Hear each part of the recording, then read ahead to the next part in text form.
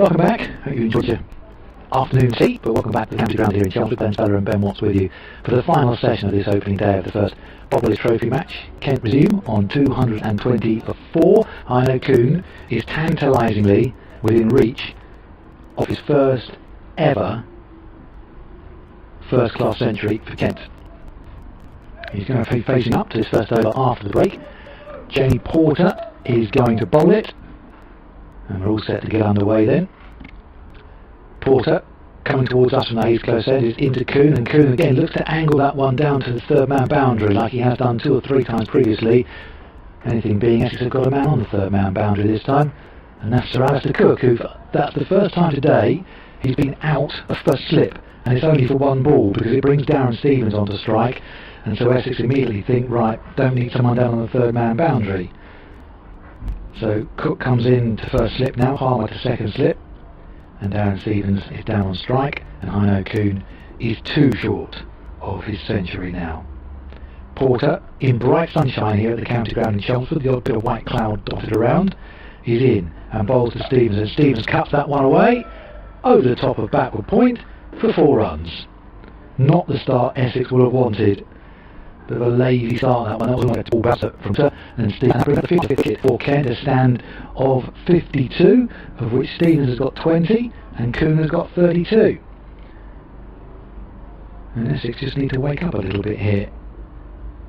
Stevens down the years, as I've been mentioning, he's always done things against Essex, and they don't want that happening again today. Porter is in, bowling to Stevens, who plays defensively. Bat and pad tightly together. I think it struck a pad first and off the bat, and it bounces out to the onside for no run. And the fielding is done by Ryan Tandascarter. That second one-day international. Ireland 93 for 6, and Adil Rashid's taking his 150th one-day international wicket for England. He's the first spinner to do that as well. Sun blazing into our commentary box now as Porter comes in and bowls to Stevens, and Stevens on the walk plays defensively for no run. Fielding's done by Varun Chopra. Porter a couple of wickets today, and Matt Quinn, Simon Harmer and Ryan Tandascarter, the other bowlers to be used so far today. And Tandascarter actually bowled quite tidily in his couple of overs at 40. Porter's ready to start his work again at the end of his run up in the distance. In now, bowls to Stevens. Stevens on the drive, there's a misfielded cover. Chopra got a part of it but not all of it, and the chase is being done by Tom Wesley, and they come through for a couple of runs pretty comfortably. 227 for the score. Stevens up to 22. Chopra's a bit disappointed with that. He would have expected to have stopped that. It was hit with force by Stevens, but Chopra would have hoped to have stopped that one. BBC Sport website and app, and don't forget to keep an eye on the live text feed as well on the BBC Sport website of all the county cricket. That'll be there throughout the whole of this Bob Willis Trophy and the T20 Blast. In comes Porter once again off the back foot. Stevens plays out square of the wicket, and there is no run. That's the end of the first over after tea. 227 for 4. Stevens 22. Kuhn's on 98. Ben will take up commentary, and I think, barring disasters, we'll see Heino Kuhn to his first class century for Kent. Yes, definitely his highest first class score for Kent, as a couple of our correspondents have got in touch to tell me on kentcricket@gmail.com. Martin Shaw and Philip Bailey. Previously, Martin says his best was 96 not out against Leicestershire. So whatever happens, he's improved on his best score for Kent. Philip even posing the question that perhaps, with this year being the last year that coal packs are permitted in their current contractual situation, would he have perhaps made the team if Kent's 3 England batsmen had been available and then come as well? So he's proving a point, putting his case forward, and he's 98 not out. Sam Cook, with ball in hand and towel at the back of his trousers, runs in and bowls. He's clipped around the corner. He's going to get one down towards fine leg. The little leg glance to move his score to 99. Oh, here we go. At 100. Heino through to 3 figures. First class match. Getting room. Kisses the Kent badge as well. Maybe if we'd have had a couple more days there might have been a baby cradling celebration as well, but that's one for the future youngster. And an enjoyable day in the Essex sunshine for Heino Kuhn, through to 100 off 167 balls. And a surprising manner in which it came about. They looked like they were casually jogging back for one. Ended up being able to make two after all. Cook in and bowling to Kuhn, and he defends this next delivery back towards the bowler. Well, first and foremost, well batted Heino Kuhn, fantastic, not given a chance all day, he's batted really well and has looked like the immovable object. Secondly, how lazy was that from Essex? I said overthrows, but the throw actually didn't go over the stumps and beyond the wicketkeeper. The throw was a bit short, Wheater came to collect it, and it just sort of dropped down, and then the wicketkeeper and the fielder looked at each other. Kuhn turned around and the ball was about 10 yards away from the stumps. He said, well actually I'll go through for a second there. Here comes Cook, in and bowling again, cut away hard by Kuhn for 4 more runs. Really flowing now, and Essex just a little bit flat up there, conditions ignoring them. Having to work against those, but then instances like that you mentioned, Glenn, not going to help their spirits in the current situation. And it's just that sort of thing where the rot starts to set in as well. When the next ball's then cut away for 4 runs, it can just get a bit ragged, so Essex just need to get their head back on here and keep it going. They've bowled okay, the conditions clearly aren't helping, but things like that, it can go downhill quite rapidly. Forward comes Kuhn to the next delivery, pats it back towards the bowler Sam Cook. 233 for 4. You can't score. Kuhn now 104, Stevens 22.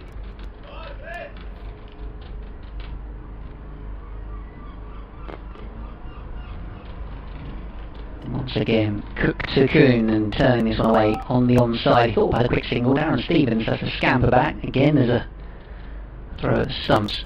Something's backing up.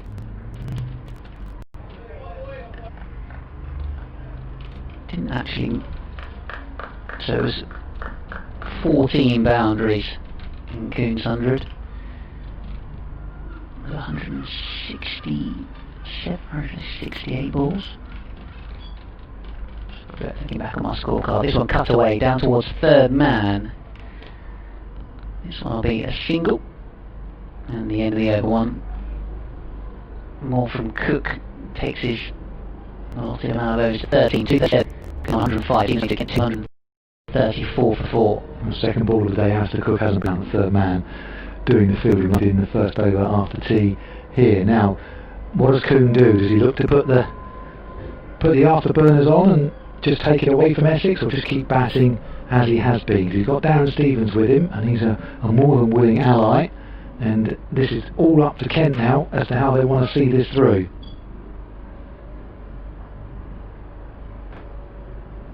Full start for Porter. He was ready to come in, but maybe the field was quite ready.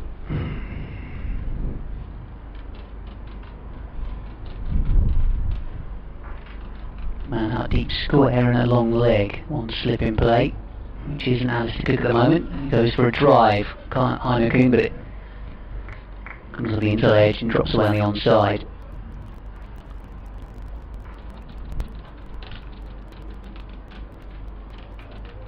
Where is Cook at the moment? Is he down at third man? Is that? Palmer's the man at slip at the moment. Yes, yeah, he's down here because he was down here in the over before, just after tea as well. Porter then to Heino Kuhn on the back foot, defending this one back down the pitch.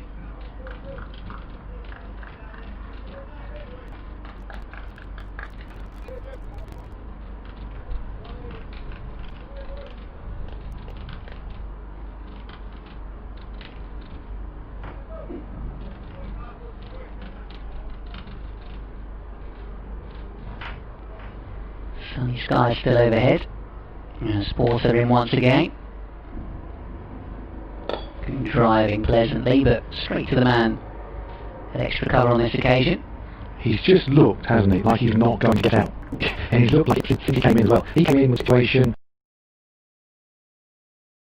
just played his game, didn't get flooded, conditions were there to bat, and he's bad mistake from him that he gets out to, if he gets out.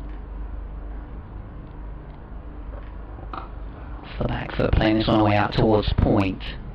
No run. Tough day in the field thus far for Essex. As you say, Glenn, doesn't appear to be doing too much from a fielding size point of view. Incidentally, I can now confirm this is the first ever century scored in the Bob Willis Trophy. No one else has scored 3 figures yet today. So there's a little bit of small in the cricketing history. Oh, I like that. That's a wonderful little landmark. I'm going to add that to the tweet I'm currently writing as well. Driven up towards mid-on, no run on that occasion.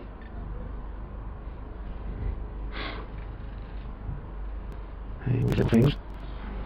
There was a bit of history to be made somewhere. Someone will come up with a stat somewhere or other, won't they? But that's a nice one. Thanks to our friends at Wisdom for that. I haven't got time to cast my eye around all the other scores, but yep, he's the first centurion ever in this competition.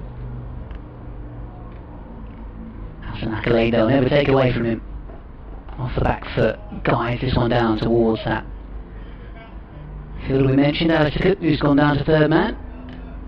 End of the over, couldn't keep the strike. 6-2, that's life for him. It's all very comfortable, isn't it? Very nice and comfortable in the sunshine here at the county ground so far. 23 for 3 it certainly wasn't. There might have been a few ripples going through that Kent dressing room, but first Robinson and Coon settled things down. Stevens has since come in and joined Coon, and they've just kept going. Stevens has batted really sensibly.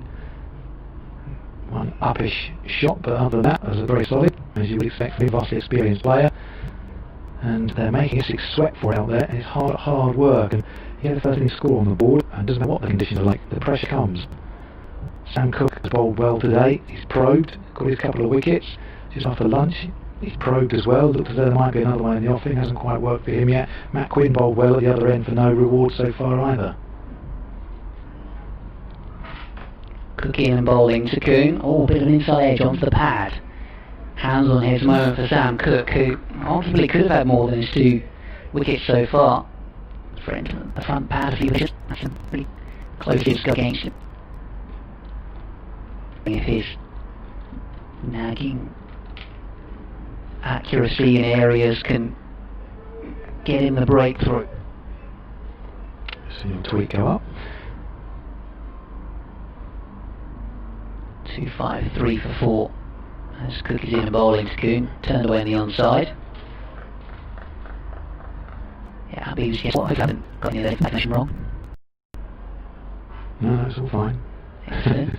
I'm happy for people to point out when tweets are incorrect, but annoyingly you don't have an edit option when it comes to tweets.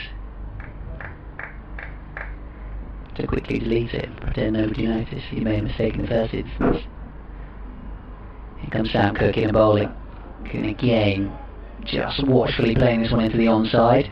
Darren Stevens takes off. There to his fingers and his thumbs. Just what a non-striker's end. Not too much noise out there from the Essex fielders. No, it's noticeably quiet out there, isn't it? I just thought they'd come out after tea. You think you've had a 20-minute break, a chance to rethink, re-energise slightly, and they came up and it was very quiet. It just seemed a bit flat, and the first couple of balls after tea just didn't happen for them. Here it comes again, full delivery, just angled away down towards third man.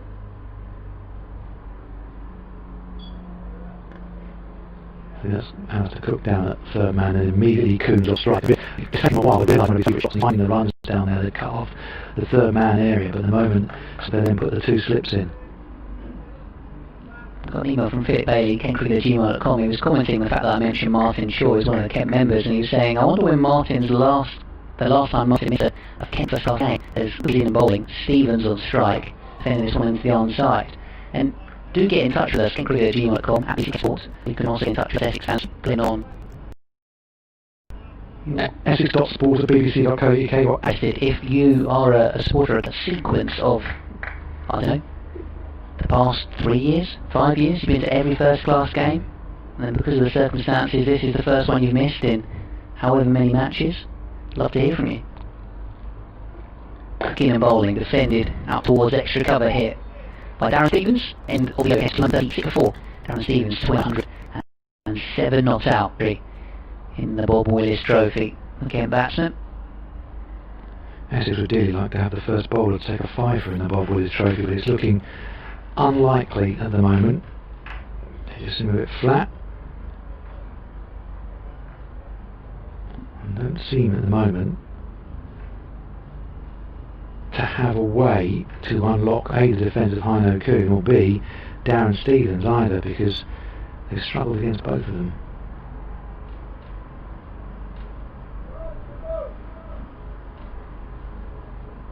Is Porter continuing from the actually down road end, almost drags it onto his stumps. Heino Kuhn going for that cut shot that he quite likes to play close to body. It was a good swatching man with the ball basically off stump and then ballooned in the air, keep a stick out hand to make sure he can go for runs over the top of his head.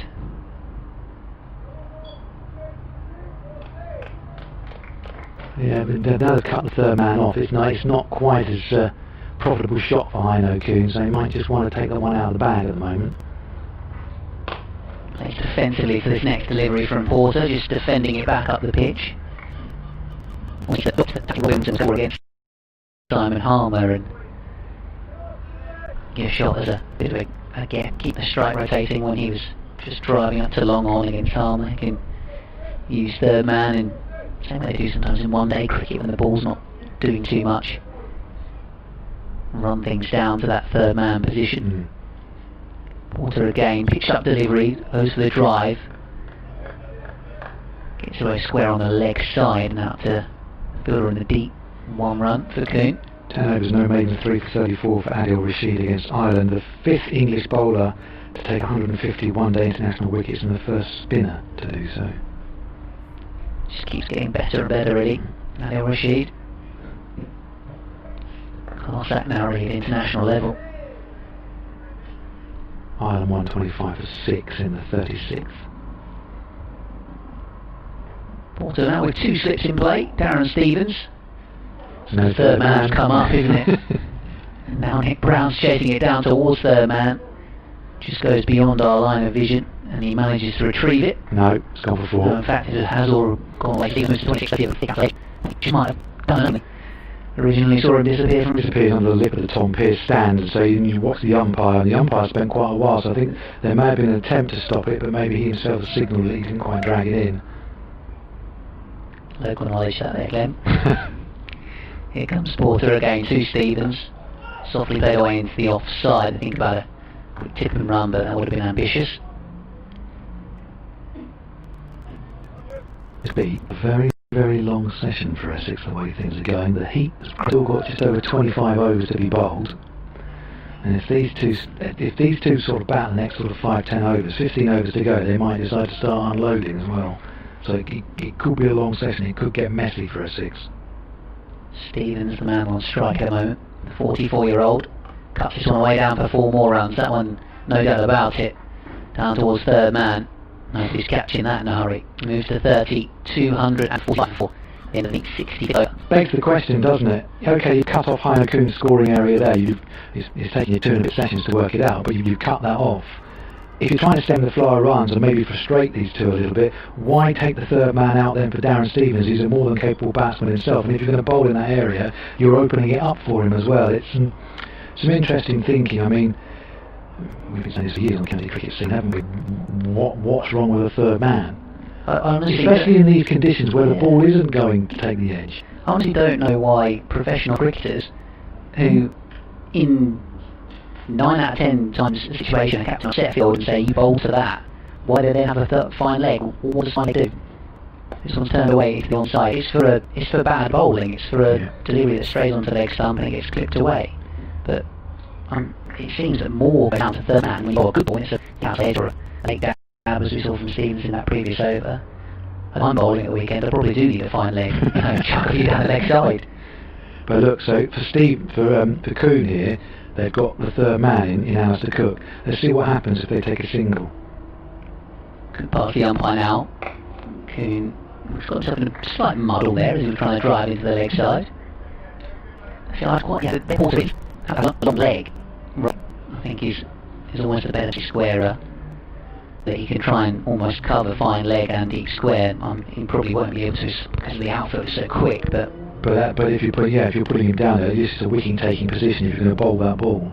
Here comes Cook again, full delivery. Oh, that's got through the defence. It's a shout for LBW. Umpire Bainton is unmoved. I thought that was a good shout from where we were sat. Kuhn was half forward, maybe trying to turn it away leg side. He got nowhere near it, did he? The bat was nowhere near the ball there. There's a big chance. Sam Cook's got his head in his hands. Neil Bainton was very quick, whether he's got outside the line or not. Certainly quick, smart, got out of the way of the front of the stumps. And it seemed a very definite shout from Sam Cook and everybody around the bat as well, but sometimes you can't read too much into that. I feel like Cook and Essex needed it, didn't they? Needed that wicket, and it looked as if he might have it, as this one is clipped around the corner for one. Right, so they've taken the single. Alistair Cook is trying to get some attention. Do you want to down from the third man boundary? Seeing he's busy talking to Sam Cook. Doesn't look like. For my money, he's got to stay there. Yep. Yep, no, he's put the palm of his hand out saying no, stay down there. I think that's the correct decision. So just the one slip then. Stevens 30 from 47 balls. Kent 246 for 4. Cook bowls are smashed away by Stevens. Leg side, aerially, all the way for 6. That's what Darren Stevens can do when he starts to feel comfortable at the crease. 44 years later, that's idle left hand. He has 50 up. Ball's coming on nicely, coming on really nicely. There was no bat, no real putting the shoulders through it. Just stand there and just ease through the line, and he knows just as long as he gets it over mid-on, then that's going 4 or 6. I mean, no danger whatsoever. Next question is, where's the ball gone? I don't think it went completely out of the ground, but someone's going to have to get in the empty seats and stand away to the right hand side and fish that out from there. But this is becoming real toil for Essex now. As you said, Ben, 250 up, 252 for 4. Stevens has gone to 36 from 48 balls, strike rate of 75. So he's just beginning to get his eye in. Sam Cook to him. Short ball, not happy about being hit for 6 the previous ball. Fair enough. I think we're going to have one of the gel breaks, alcohol and sanitizer brought out. I'm just trying to actually see if I can rewind the live stream and have another look at that LBW decision. Let's go through the scores while you do that. Then T at Hove, Sussex 176 all out. Surrey Middlesex going well, 189 for 3. Nick Gubbins was going well there as well. As you know, Kent 252 for 4. Worcestershire bowled out Warwickshire, I should say, bowled out Northamptonshire for 142. Warwickshire in reply at 29 for 1. Somerset batting against Glamorgan, Somerset 179 for 8. Gloucestershire having a good day against Worcestershire, Gloucestershire 196 for 2. They got smashed by Somerset in their friendly earlier in the week. Lancashire up against Leicestershire, Lancaster batting 195 for 4. Durham and Yorkshire, there was rain early in the morning there. Durham probably wish it was still raining. They're 87 for 8. It is now raining at Derby, where Nottinghamshire have gone from 111 without loss to 209 for 7. And in that one-day international, Ireland won the toss. They elected to bat against England. They're 129 for 6 in the 37th over. Camphor, who got the half century in the first game, he's unbeaten on 27. Tector early made 28 and Tucker 21. The rest of them, not very many between them. 3 for 34 for Rashid, 2 for 14 for David Willey, and James Vince, who came on first change, 1 for 18 from his 4 overs. Reece Topley back in the side, 5 overs, 1 maiden, none for 13 so far. Moeen's taken none for 22, and Mahmood none for 21, but 129 for 6, 14 overs of the Ireland innings to go there. I've managed to see the replay. It's hard to put a question mark, it was straight as anything. It was on middle bump from Cook. As Coon defends this next one. From Porter into the offside. Gives him top of the back pad. You see why Essex are so keen. Yeah. Well, they didn't get a decision, and they've got to put that out of their heads now. Just bowling for the one slip, Jamie Porter now. Field is spread a little bit. They've got to find a way of getting one of these out. And right now they won't care how that is. Yeah. Porter bowls, back of length. Coon keeps his shape and drives off the back foot into Chopra cover. Looks very easy for Heino Coon, doesn't it? He's got the pace of the wicket. Hasn't given a chance all day. There's more runs out there for him if he wants to take them. And Darren Stevens looks like he's in the mood to join in the fun too. Porter back to the top of his mark once more. 2-5. 2 for 4. As Porter tucks tucked away into the onside. It looked a slightly laboured delivery on from Walter, but he slowed down to reach a double action. It's been a tough all day thus far. 18th over his hold. They'll be making limbs when they come in today. They're probably fortunate they weren't playing yesterday in 32, 33 degree heat. Yeah, that would have been something.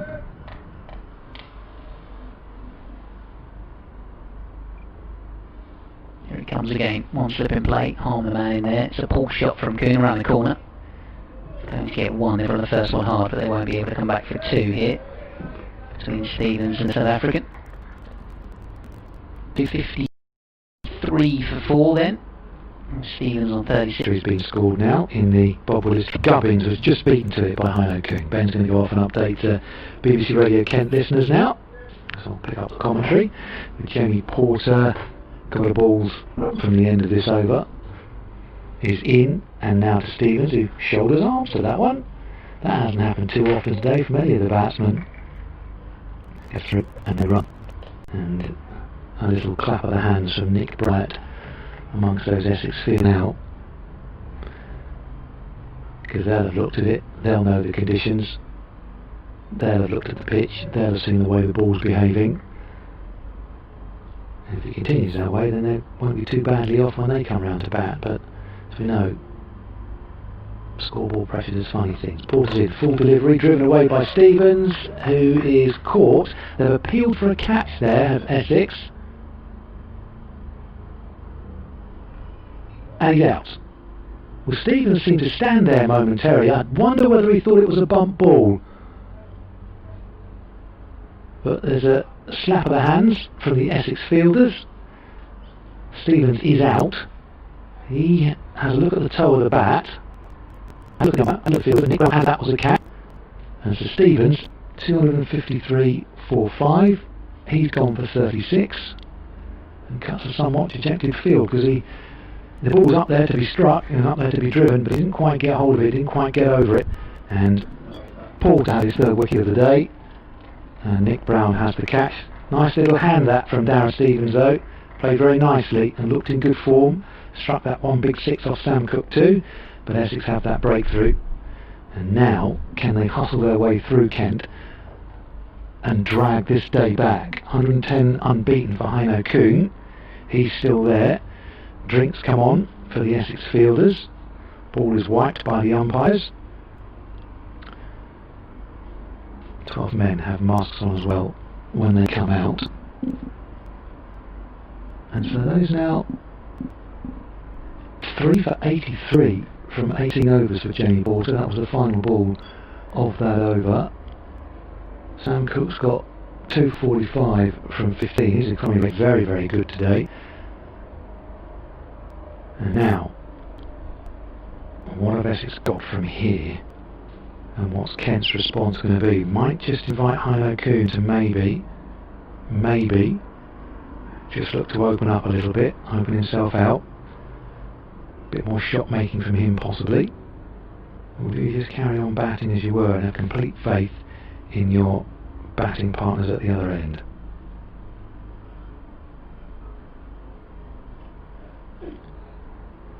Right, we're all back up and ready after that break in play. Heino Coon's going to take strike because that was the last ball of that over from Jamie Porter. Simon Harmer's going to come on now from this river end. Grant Stewart is the new batsman for Kent, but very tall, lanky looking player. Is stood at the non-strikers end at the moment.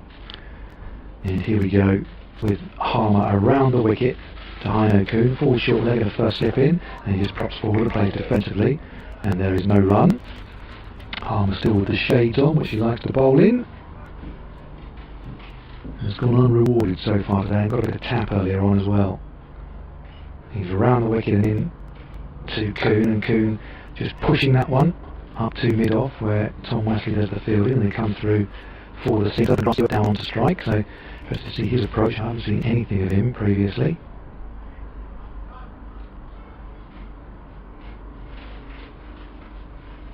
And Harmer just adjusting the field somewhat. It's going to come over the wicket here to Stewart. Field closes in somewhat. Ring of field on the offside. Harmer in, drops that one in front of Stewart, who's played defensively out to the onside. Fielded by Nick Brown, the man who just took that catch. And Harmer very quickly ready into his stride once again. A bit more air given to that one, and met with a full face of Stewart's straight bat. Or does his fielding on the follow through. Oh, a little bit flat at that time, and off the back foot. Stewart just calmly plays that one out when Nick Brown does the fielding. Once again, 74-5.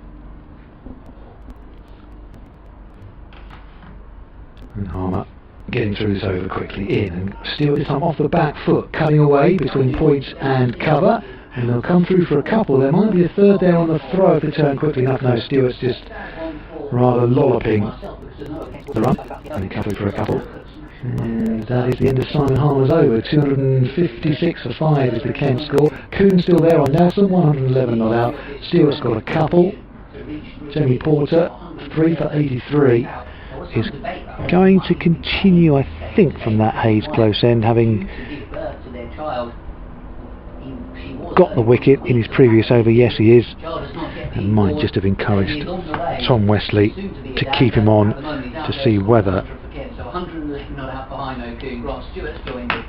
he can eke another one out here. Well, it's Coon, the man they'd like, and he's the man on strike now to Porter. In from the Hayes close end, in, that's wide. Coon cuts that one away, and there is a man at third man, so they'll just jog through for the single there, and they'll bring Cook off the third man boundary now as Stewart comes to strike. 257 for 5. It's updated the BBC Radio Kent listing. I've not seen anything ever of Grant Stewart. He's got 100 to his name. Okay. It was in the pink ball game though, against Middlesex a couple of years ago. Got wickets in that game as well. So he's not quite Darren Stevens, but he's got capability as being an all-rounder. Well, Porter's in and bowling to him now, and he drives back, but the bowler does his fielding on the follow-through, and they've put another slip in here of Essex. The tricky year last year. One of Australia originally was club cricket, and just started to get involved a little bit in the Kent setup, and was bowling a bit in the nets. Was kind of known as Mitch Claydon's mate at first, but since then himself professional did. They struggled last year with injuries. Porter's into him once again. Man at short mid wicket here, but Stewart just plays from the crease out to the offside for no run. 20 years of age, so it's a little good age and time to respond. And yeah, played one T20 game and had a nice campaign last year, and then played 5 games in the first class format. Top score of 59 against Nottinghamshire at Tunbridge Wells. He's off the mark with a couple here, and he's facing up to Jamie Porter once again, the most successful of the Essex bowlers thus far today. Stewart again just playing defensively out to the offside for no run. Bright sunshine at Chelmsford, so we head into the early evening. Light breeze, not as strong as it was earlier on in the day. Bit of cloud cover, but plenty of blue sky dotted around as well. And but for having spectators in the ground, it's the perfect scene in county cricket. I was just saying that on my update that Darren Stevens was just looking like he was about to get going. Porter in to Stewart once again, a bit more awkwardly. Wasn't quite sure where that one was going to go. It's gone behind square on the onside, and he's come through for a single. Score goes 258 for 5. In terms of potential entertainment for would-be spectators, who are of course not here, but maybe the audience watching on from a flat might have just seen Darren Stevens at his destructive best, but Essex got him at a key point in the innings, I think. Forced that mistake from him. Yeah, I'll ask you about that dismissal in a moment as Porter comes in, bowling to Heino Coon. Coon on the drive, but has picked the man out at mid-off and won't get a run for that. That is the end of the over. Kent at 258.5. Yeah, the dismissal happened in slow motion, and Darren Stevens stood there. I wonder whether he thought it was a bump ball for a moment, but he was given out and he just looked at the toe of his bat. But just, I must say, I wasn't 100% sure, but Nick Brown was adamant that no, it wasn't a bump ball. I've caught you, you're out. Yeah, I wasn't sure either. It's sometimes most difficult to tell as a batsman, because if you do almost dig the ball out and there's a bit of contact between the bat and the ground, and also the ball, and therefore as a batsman you almost assume that I've hit that into the ground rather than my bat's hit the ground and it's almost ballooned off my bat and gone in the air. So it's a difficult one to tell, but seemed to be the right decision. Down the pitch comes Grant Stewart, is this? Yep. Thumps Simon Harmer over the top for 6. So pick up probably about 5. He wasn't looking quite as sure against Jamie Porter on a couple of deliveries in the previous over. Going to set their stall out against Harmer today, and Grant Stewart's more than happy to try and free their shoulders.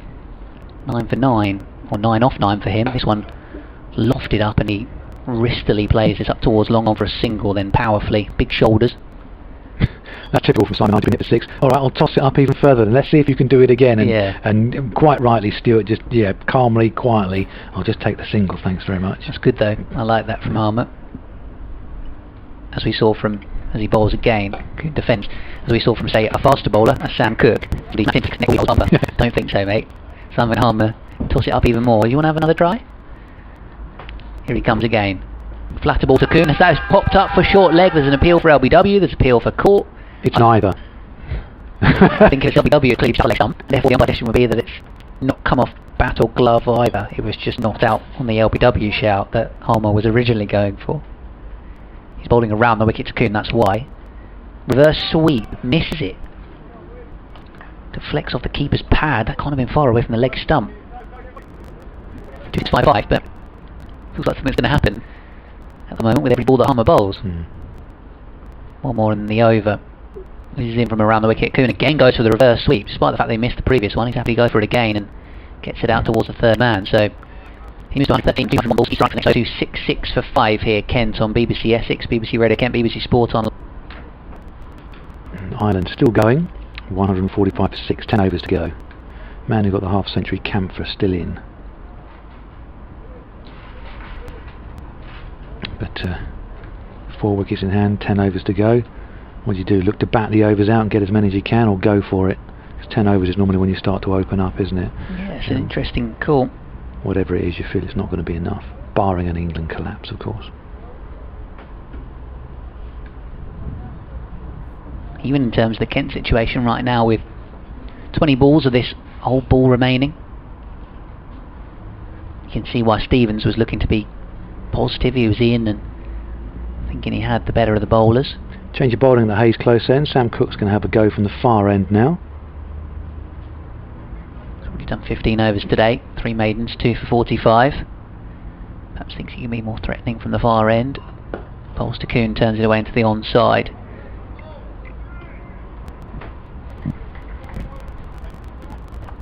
So you would assume it'll be a bit of Cook. Harmer will probably keep on going. You can look for Dizzy Simon Harmer. The conditions just clearly are, they're not there at all for him. And you know, when you're bowling round the wicket to a right-handed batsman, it's all more about runs, containment, isn't it? Here's Cook once again. Of course, as this one's turned away into the onside, we've seen a little bit of Tender Scarter, but previous years we might have seen a bit of Ravi Bopara, maybe some Dan Lawrence. Well, this is what I was saying about Bopara. He does the job of the 5th bowler, and so, you know, sometimes if it's his day, he's more than the 5th bowler, and that you've taken a big chunk out of the Essex side with no Ravi Bopara,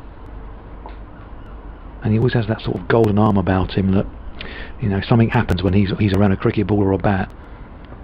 Cook bowls once again, pushed away into the covers, just as sunshine going behind a bit of cloud away to our right as we watch on from the city end of the county ground here in Chelmsford. So you think maybe that's something that Essex have got to look for as well. They've got to look for that batsman that's going to fill a number 4 or number 5 role, but also, you know, is going to be able to bowl you 10, 12, maybe a few more overs a day if it's your day. Cook running in past umpire Ben Debenham. Kuhn just guiding this one down to quite a fine third man position. Fielder will just, no, he won't get round, he's going to go for 4. Yeah, he says finally third man's round because he hasn't got anyone or a cover or point boundary, so out wide. And that wasn't the horizontal bat that time, it was a vertical bat, wasn't it? He just opened the face of it, guiding it away. Yeah, it was a one-day shot really, that stroke. Been a good area for him today though. Yeah, it certainly has. On his spidergram or spider's web or whatever they call it, or look even more so with the reverse sweeps that he's played off the spinner. As Cook bowls, it's high up on the bat and drops away into the offside. A little bit more encouragement out there from the ex-fielders for their bowler. Well, they've got to do it now, but if you've got a first-class century, they've got to do it in now. If they can nick another one, you know, they might get through them today, but that is easier said than done. They dearly like Haino Koo now, because while he's still there, anyone that comes in alongside him isn't going to start wanting to put bat to ball, because they can just help him continue the innings. In and bowling once again. Punches it hard off the back foot into the ground and to Chopra at cover. So 275 at the end of the some cap being delivered back to Sam Cook. Yes. Simon Harmer's cap being collected. Substitute fielders getting through more mileage than Alistair Cook potentially, although he is now down at third man a bit rather than just at first slip exclusively. 117 Coombe, 10 Stewart, 270 for 5 Kent after winning the toss and batting first. Today, skipper Daniel Bell-Drummond out, LBW Sam Cook for 6, Jordan Cox caught Wheater bowled Porter for 15, Leaning caught Cushy bowled Sam Cook for 0. Score was 23 for 3 at that stage. Since then though, 78 for Ollie Robinson, eventually caught Wheater bowled Porter. 173 for 4 after a 150 stand between him and Haino Koo. Here's Harmer to Grant Stewart, who defends his next delivery. Coon's still there, 117 about him, out for 36. Stewart there on 10. Still 18.5 overs to be bowled today. 3 wickets for Jamie Porter, 2 for Sam Cook. Harmer yet to get one. This one just dropping his length a little bit shorter than he would have liked, and Stewart just gets down on one knee and sweeps hard, 100. Hasn't been on it from Simon Harmer today. I sometimes think he's trying to make something happen. I'll try this ball, I'll try that, and it's just not coming off, but that was a rank long hop, I'm afraid. Is it a case of he's rusty? Lack of preparation perhaps? Well, he didn't play in the warm-up because he had a slight injury, and they didn't want him to play in the warm-up, and obviously he's had a long wait to play some cricket. The conditions clearly aren't conducive. Just changing his field around here. He's going to come back over the wicket, Simon Harmer, to Grant Stewart. Tosses this one up nicely, defended back down the pitch by the Australian-born batsman. Just wants to build some dot balls here, I think. Harmer again once more. Back goes Stewart, plays this nicely, carves it away on the offside. Him and Coon almost run into one another as they're running between the wickets. Should get back for 3 here, you'd have thought. Coon jogs it through, scampered by Stewart. He moves on to 17 against 275. Nice play from him. I think what you would say is all the batsmen have had time to play today, haven't they? There's clearly no pace in the pitch, and the wicket of Leaning when he pulled to mid-wicket, he was through the shot too quickly, so the pitch obviously hadn't got the pace in he was expecting, and every batsman's had time to play today. Harmer once again tosses this one up. Was it because it was on a leg stump line already, or there was a little bit of turn? Not sure. He beats him on that side of the pad, and we just stopped it but didn't take it cleanly. Sunshine coming back out from in cloud as Harmer again bowls, just run up towards long on in this occasion. Playing the percentages, Haino Koo. You see, they've given that single, and you bring long on up, so you're cutting the single off there. If he's only halfway up, and if he hits over the top, it's got to be a good strike. And just think they're giving that single away far too often. I think you're right. To Coon, he hasn't gone for that shot at all, has he? We saw it from Stevens, from Robinson, from Grant Stewart, but not at all from Haino Koo. He prefers to sweep against the spin, so you're almost giving him that easy get out. Having that man there, he's not playing that shot too often. Why not have that man up, as you say? 152 for 7 now, Ireland. Here at Chelmsford again, 270 for 5. And with 18 more overs remaining in the day.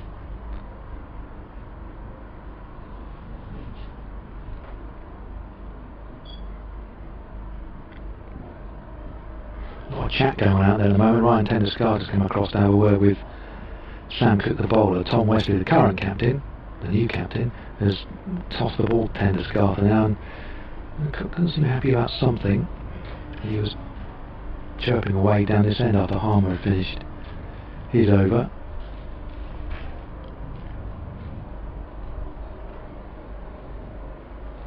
Here's Sam Cook once again. Coon on strike after that single in the previous over.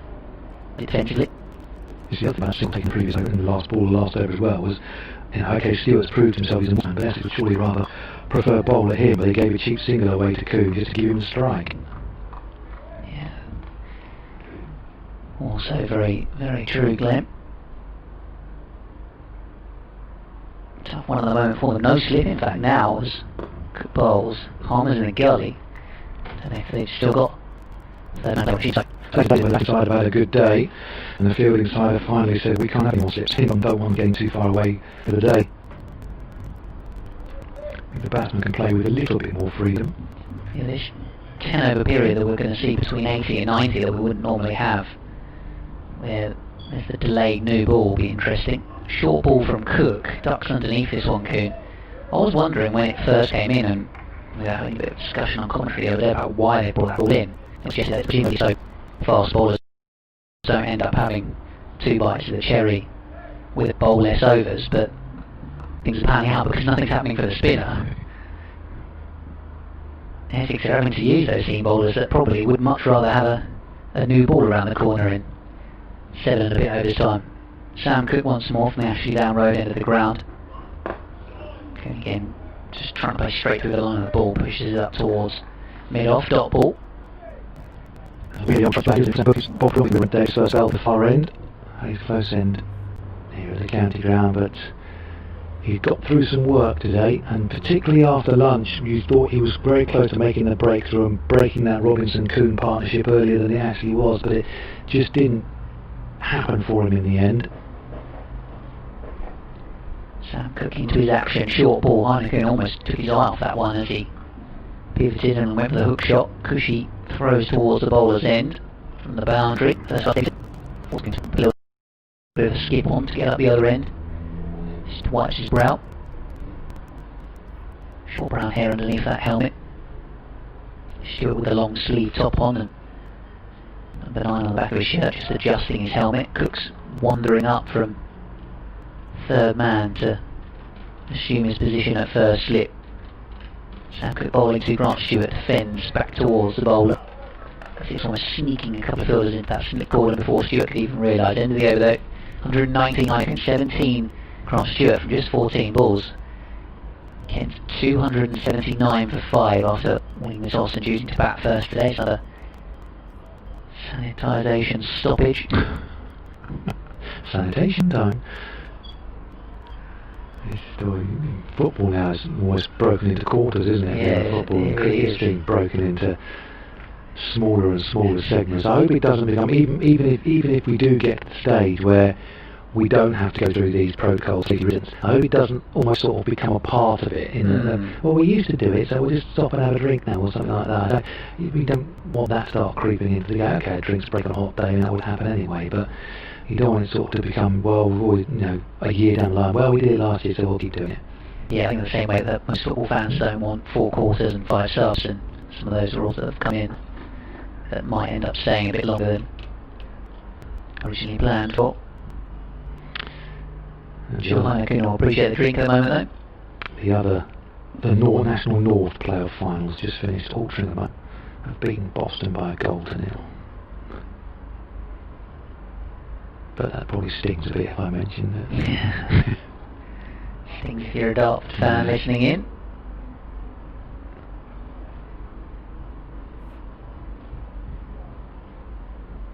Looks like play getting up underway again. They're ready for quick stoppages here as well, but it just breaks the flow of things, doesn't it?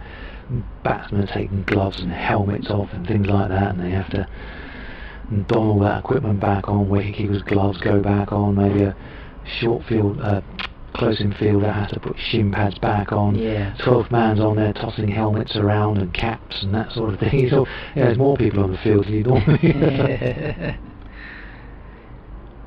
Just looking at some of the scores from elsewhere. Sussex all out for 176 at Hove. Hampshire 22 for 9 in reply. Sussex 211 for 4 at Surrey. elsewhere who was struggling. Durham were struggling when they were 102 for 8, they're still going. Lancashire 227 for 5 against Leicestershire, Gloucestershire 226 for 3 against Worcestershire, and Somerset 216 rather for 9 against Glamorgan as Harmer is in. Just giving himself room and cutting away this one. Coon out towards that third man fielder and getting a single. Northamptonshire were 1-4-2 all out. Rochester 8 for 2 right. And then Nottinghamshire after that rain delay 2-0 for 7. Although they're down as the away team, it's being played at Trembridge. Yeah. As you mentioned about Derby, their ground being used by the Pakistan team, soon to be the England women's team. Harmer in, left alone by Grant Stewart. See, Essex have got the Eastern Sunrisers, I think they're called, playing here, the women's team. They're playing some games here as well, so as well as these Bob Willis Trophy games and T20, the ground staff have got to work for those games as well. Harmer in and Stewart nudges it into the ground. I think the South East Stars, as they're called, maybe they'll take him as a second ground. Harmer is in once again. This one drops his length back. Don't think necessarily deliberately took it into the ground and straight to the fielder. Slightly missed out on that one, I think. South African Harmer with his sunglasses on, back to his mark, loops this one up nicely. Stewart playing softly into the onside, didn't really get right forwards that one, but he's on a fight. I think one more thing here, but so we approach 5 o'clock, and not far off the final hour of the day's play, you would assume. Again defended by Stewart, end of the over. Kent's 280 for 5. Obviously, 20 years old now in the day, 1 maiden, none for 85. And as I mentioned earlier on, just to remind you, in this fixture, well, technically this corresponding fixture, of course, County Championship compared to the Bob Willis Trophy last season, picked up 11 wickets in the match and 8 in the second innings. Hasn't happened for him today, though. I'm imagining you've got to disappear off in a moment, have you, to update your good friends at Radio Kent, so pick up the commentary. 280 for 5, Sam Cook's going to continue from the Hayes close end, and it's all a bit languid there at the moment. Adam Wheater places the helmet behind him, the Essex wicket-keeper, just adjusts his cap, looks up, Sam Cook's coming in to bowl, and he's in now and bowling to Heino Kuhn, pushes out to the onside and probably takes a single that really shouldn't have been there, if we're honest about it. Ryan Tenderskata slightly on his heels, and they come through for a nicely judged single, certainly as far as the batsman is concerned, but I don't think the Essex fielding side will be that happy about it. Tenderskata is 1, 2, 3, 4, he's on the 5th cut strip away from the one we're playing on. And Wesley has the ball in hand, works on it again. Cook's got Grant Stewart, the lesser of the 2 batsmen, to bowl at now, but Stewart's played very nicely for his 17 of just 20 deliveries, showing himself more than capable. But Cook has got 2 slips in for him now, and Stewart just pushes that one out to the onside more forcefully than Kuhn did. This one runs into the hands of Ryan Tenderskata on the ground, so there's no run there. Here with goals, and see a few as well just circling around the ground.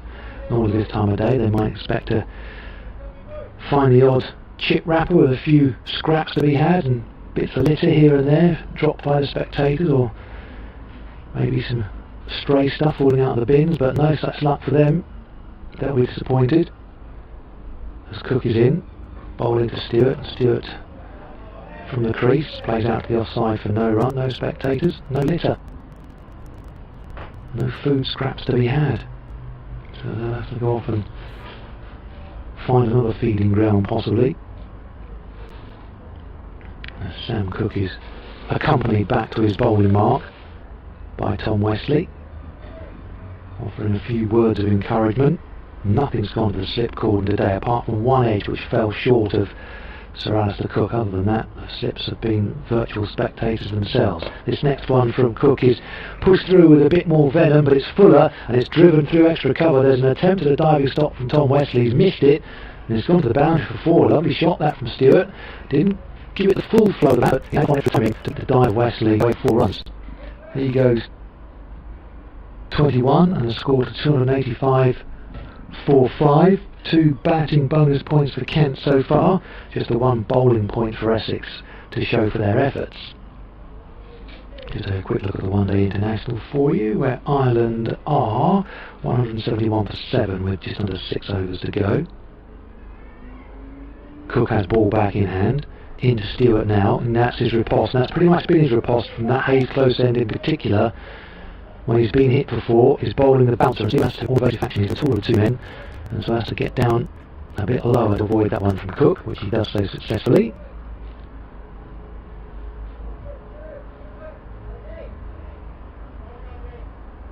A few words of encouragement from the outfielders.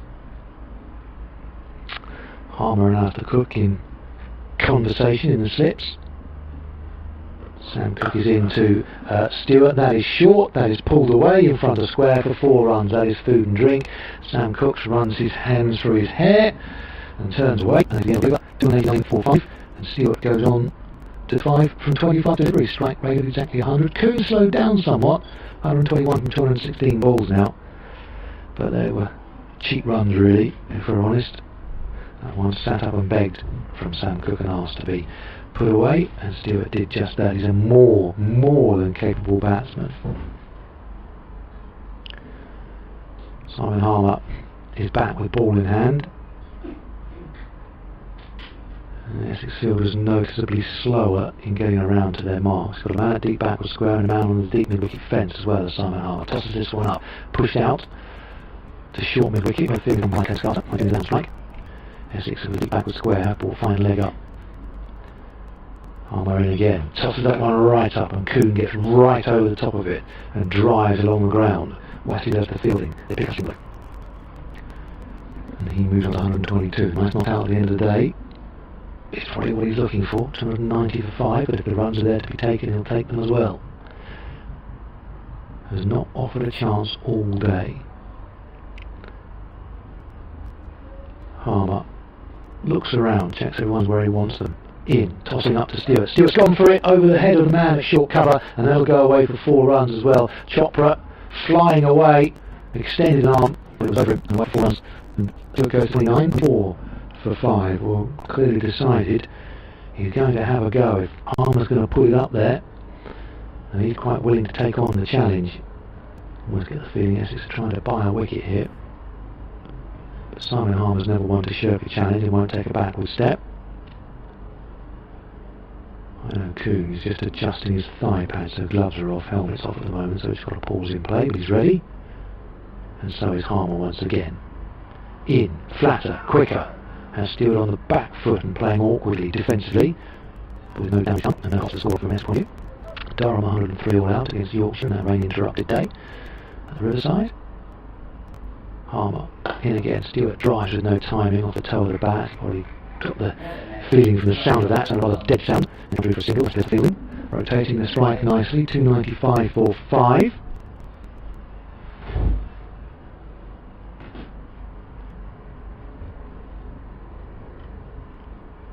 Here's Harmer again. More flight to Coon, and Coon awkwardly, not quite where he intended, but out to the onside in front of square, where Nick Brown comes off the fence to do the fielding. They come through for the single, that's the other, and runs under 6 for 5 is the Kent score. Awful long time ago again since Essex took a wicket, and just when they think they're going to get through, just when they think they're making the breakthrough, just when they think they're possibly getting into the lesser of the batsmen, a partnership is struck up. Stevens and Coon added 80, and now Stewart and Coon have added 41, of which Stewart has got 30 of them. Shows you how much Heino Coon has slowed down, but also how much less of the strike he's had as well than his more junior partner. Still not ready to bowl this next over, all very slow from Essex, and that's because there's going to be a change of bowling. Sam Cook's going to take a breather, Matt Quinn's going to come on again from the Hayes close end. Bowled well so far today, but with no reward. But he's on to see whether he can spark a late flurry in the day for Essex. I say late flurry, there's still 14 overs to be bowled. Quinn is in, bowling to Heino Coon now. Coon just drops the bat down on that one, opens the face, down to third man, and they come through for the single, 297 for 5. See if the scoreboard's moved or not. 296 is the score. Big Stewart down onto strike to face Matt Quinn for the first time today.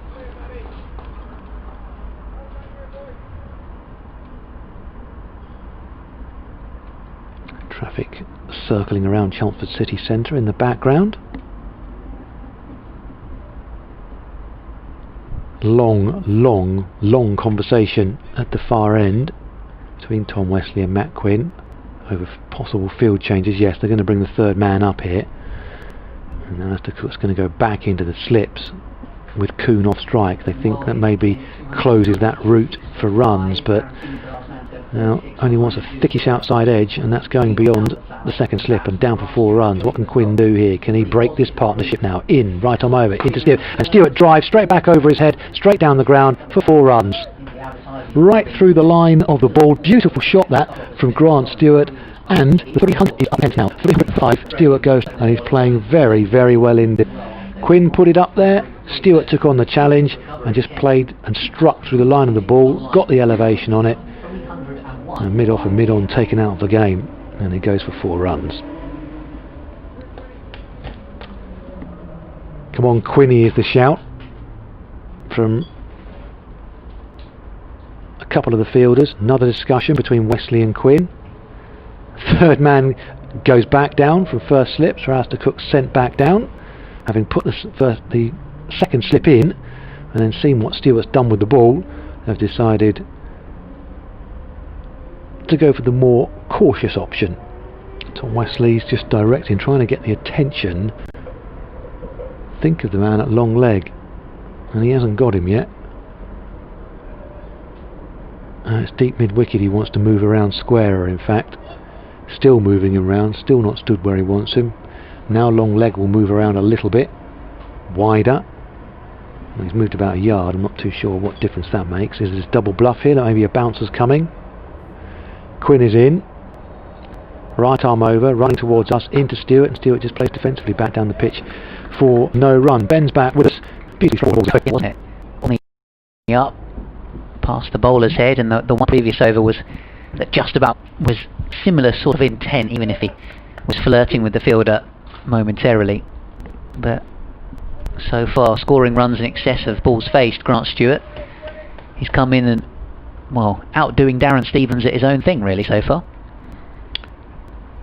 He's facing up to Matt Quinn once again, and this one's down the leg side, and Stewart makes sure he gets absolutely everything out of the way of it. Taken by Adam Wheater for no run. It's interesting that a couple of seasons ago, when Kent got promoted to the top of the cash, they did go through sheer weight of bowling points and sides out for less runs than they were getting, but the batting really wasn't clicking in all truth. And it's only since coming up into the top division they've seen the likes of Zach Crawley and Ollie Robinson kick on, but they seem to be enjoying batting on better wickets, and as we said from the off today, this looked like a good batting wicket. Quinn in again, and that's short and outside off stump, and Stewart thinks about it, but has plenty of time probably to change his mind 2 or 3 times. The pitch is that slow today. And we take the ball. One more ball to go in this over, and then we'll have exactly 13 to bowl in the day, so yeah, we're not going to be too far off the 6 o'clock finish. It's almost like they can speed up when they want to. It's amazing what you can do when you want to, isn't it? Even with all the stoppages we have to wipe everything down.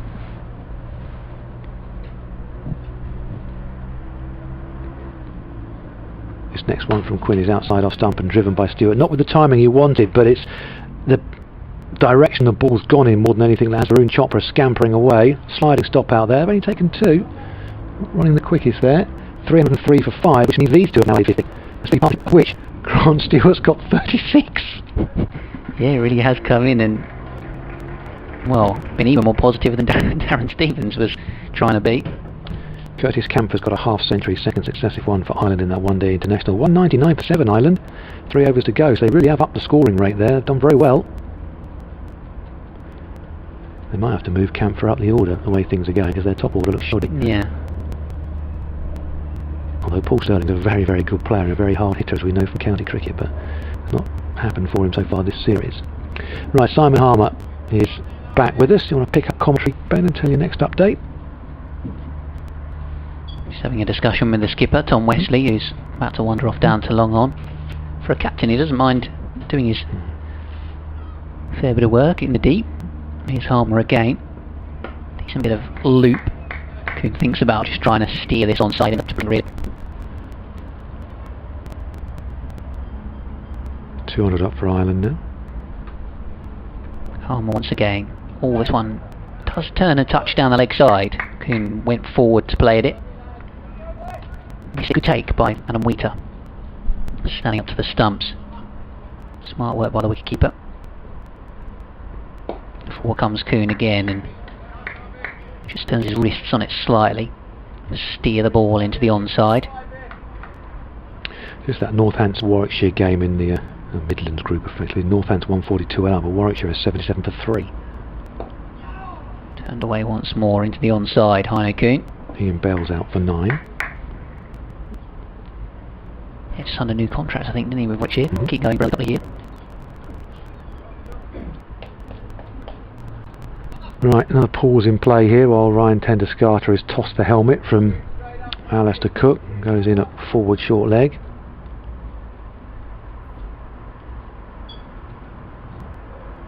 Stewart waits. Oh, a bit of inside edge on that delivery from Harmer. Again, good flight. Tendescarter under, leaving pads on it, short leg. Man out a deep score, long on, and 3 men in the ring on the offside, so to speak.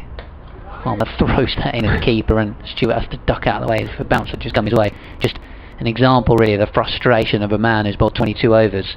None for 93 so far for Simon Harmer today. 125 Coon, 36 Grant Stewart, 304 for 5 Kent. Here on day one of the Bob Willis Trophy. BBC Essex, BBC Radio Kent, BBC Sport Online. Myself, Ben Watson, Glenn Spiller in the commentary box. Understand I'm going to have a different co-star tomorrow with me. Oh, we're ringing the changes. We like to keep it fresh, Ben. Like to keep you on your toes. Yeah, Don Topley's with you tomorrow. Paul Newton on Monday, and then I'll be back on Tuesday if the game goes that far. Yes, that's me tomorrow. Then Matt Cole on Monday and Tuesday. Once he's got over the trip to the seaside to see Dartford lose on penalties in the playoff game today.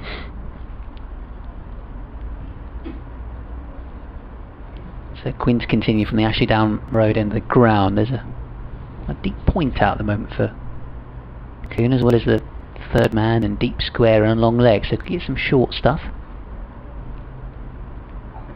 It's back of the length, he tries to steer it offside, ends up squirming it through square leg, and the wicket moves around to do the fielding.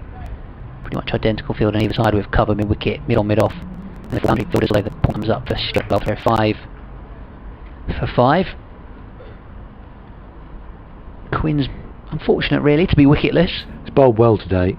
His economy rate's good, and you know, he's troubled batsman on occasion. He's been very accurate. Just hasn't got that reward as yet.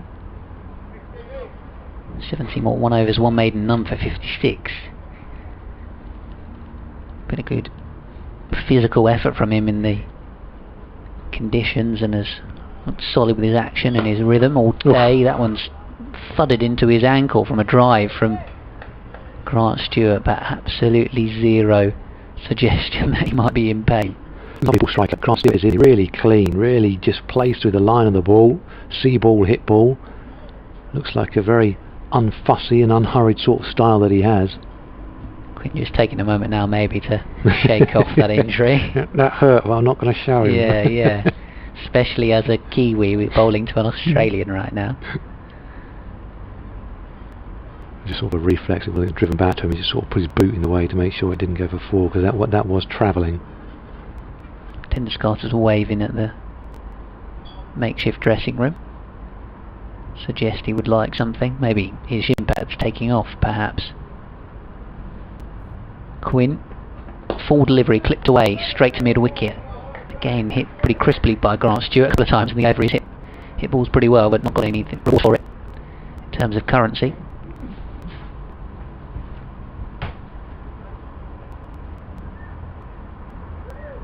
Quiet scene here at the county ground. Of course, no spectators in front of us, as I typically would be in this stand, and away to our right.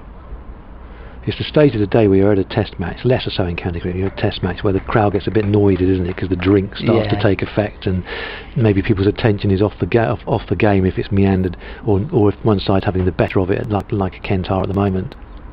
Short ball, Stewart just lined up to play it, and then in the end waved his neck out of the way. Yeah, it's that time of the day where if you're at the Oval there'd be stacks of the beer cups in a snake that somebody's trying to gather everyone's together. They banned the beer snake, didn't they? But it still seemed to happen. Yeah, stewards would chase round to try and take them down. And that would just get the crowd going even more. They'd just start booing the stewards and cheering when someone got away. With cups intact. Short ball again. Pulled away hard out towards deep square leg by Grant Stewart. Slight fumble by Cushy before he throws it. No bounce. Keep Stewart 37 should hit now. Strike rate of 100. 39 balls is now faced. Coombe with 6 to his name. 306 for 5. Kent here are the champions. Can't think of the end of the day yet, but if Kent have Coombe there at the end of the day, perfect platform for tomorrow morning to give it a bash. Tender Scarter's just warming up. Short ball, Coombe. Inside the over.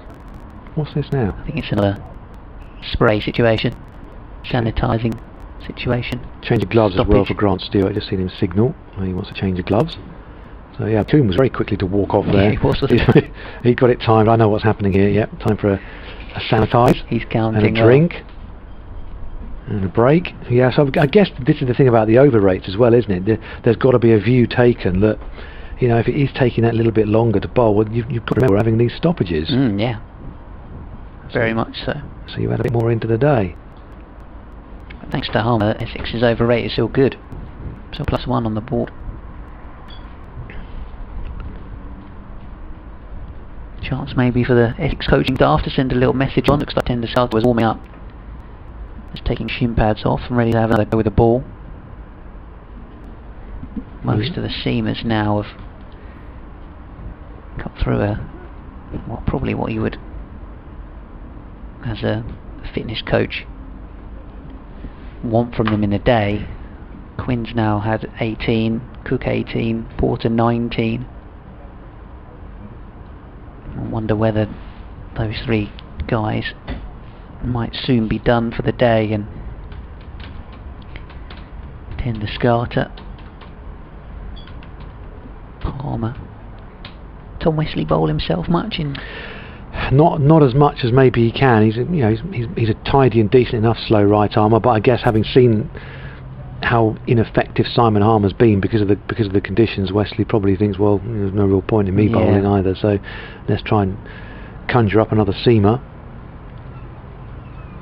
And Stewart might look to take Tender Scarter on.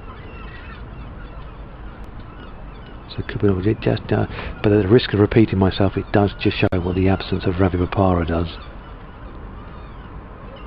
Yeah, it was always going to feel strange without him. Just not being here, let alone his ability and what he offers. Durham all out for 103 at Chesterler Street.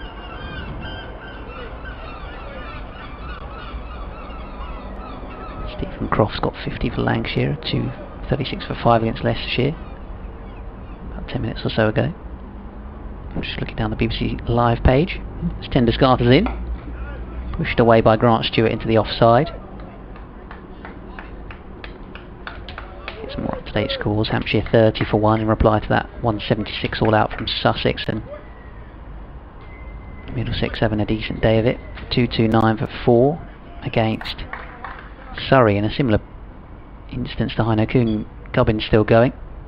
Unbeaten 100. There's a big shout for LBW. A finger goes up and Grant Stewart is out to Tender Scarter, and a breakthrough made by the man who's in just his 3rd over of the day. Stewart looks disappointed, either at himself or the decision. Perhaps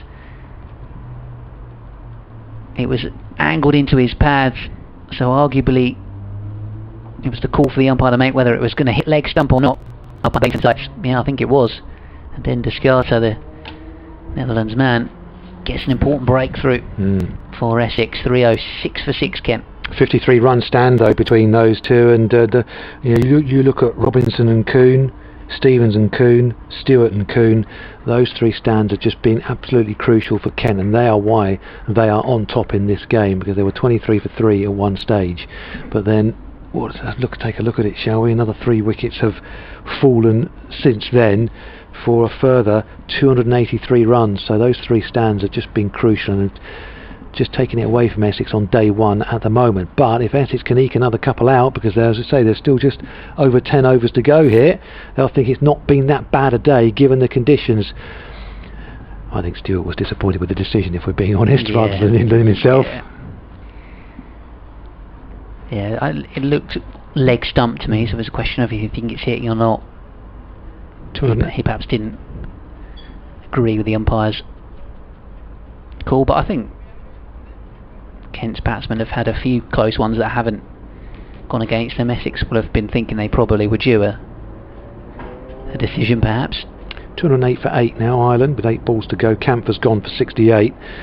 Comment I've just seen from TMS's Vic Mark saying without Camphor in the last couple of games, Ireland would have been totally embarrassed. And they would have done, but maybe they found someone there. He's now played 3 List A games and scored 3 half-centuries. Not too shabby. So Tenduskarta has the wicket. We'd always said in the last 2 or 3 years why he didn't bowl himself more. He said, I'm not needed and that sort of thing. We always thought he was a more than useful operator, but he just seemed really reticent about bowling himself. But he's picked up a wicket there. Given the other seamers a bit of a break. He's not bowled that many overs, admittedly, but you'd be tempted to keep him on now. So Marcus O'Riordan in at number 8. Facing up to this delivery from Tenduskarta, left alone outside the off stump. 22 years of age, Marcus O'Riordan. Got a contract midway through last year.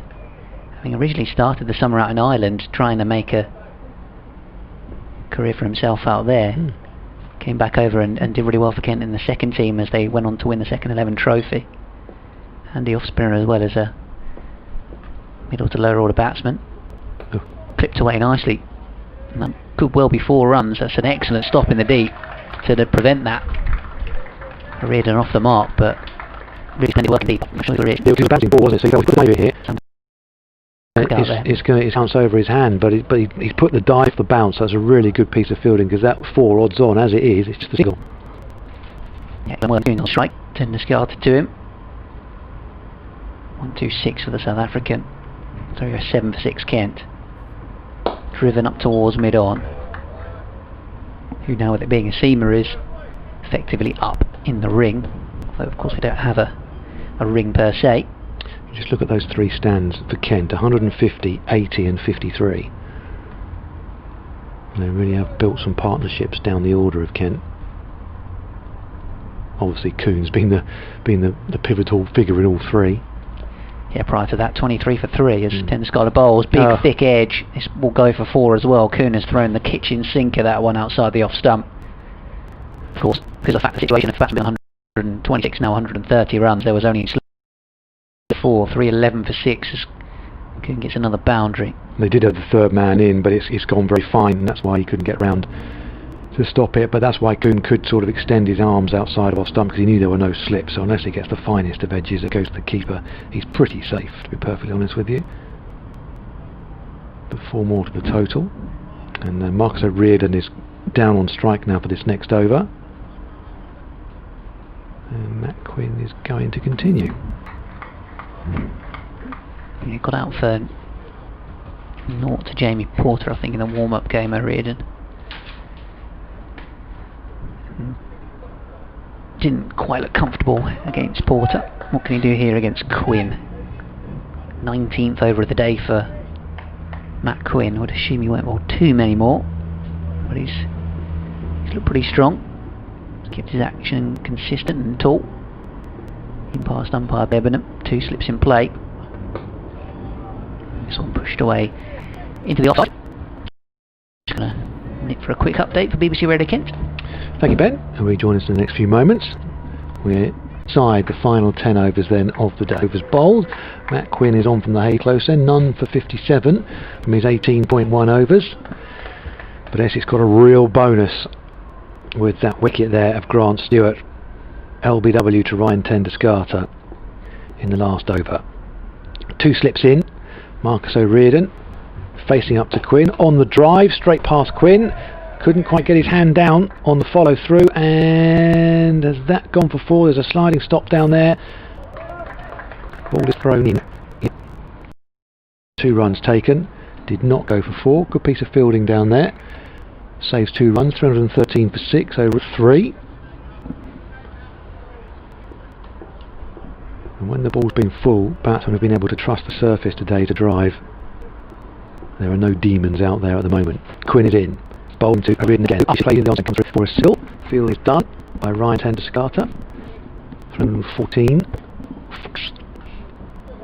One-day international for you. We are into the final over. 212 for 8. Ireland.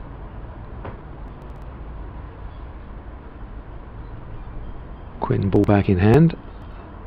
First slip comes out, drops down to 3rd man. So happy to give the single here. Quinn is in. Coon trying to angle the ball away. Can do no more than push it out to harm. I'm not quite sure why they were giving that up, really, to be honest with you, because Coon's the man on strike. They'd rather have O'Riordan on strike next over. Still 2 deliveries to go. And last ball of the innings, Reece Topley, England, and Ireland finish on 212 for 9. So 213 will be the England target to win the second one-day international and take the series as well. Still one more game to be played there. Still lots of cricket to be played in this game. Quinn is in, and Coon this time trouble. Ball bounce slightly on the leg, in there for bat. Drops into the offside for no run. Fielding's done by Varun Chopra. I hope you've enjoyed the first day here with us on the in the.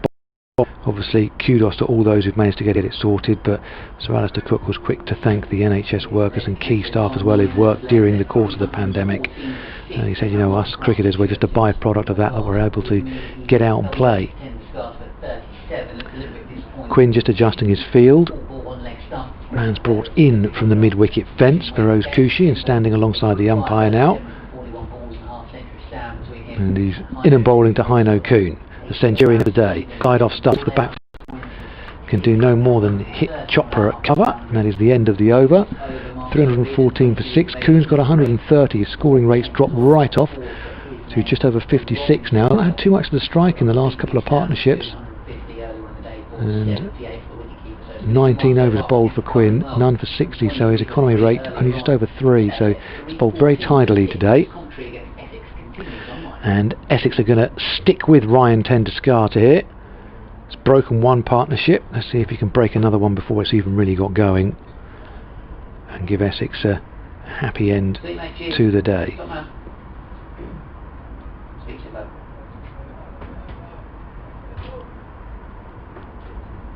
Almost leaving a word with Ryan Tendescarter. Simon Harmer's trying to catch the attention of the skipper as to whether he wants him in at second slip or what he wants him to do. You rather feel you've got to put the man down to 3rd man, even if it is Marcus O'Riordan on strike. Let's just see what they do here with the adjustment in the field.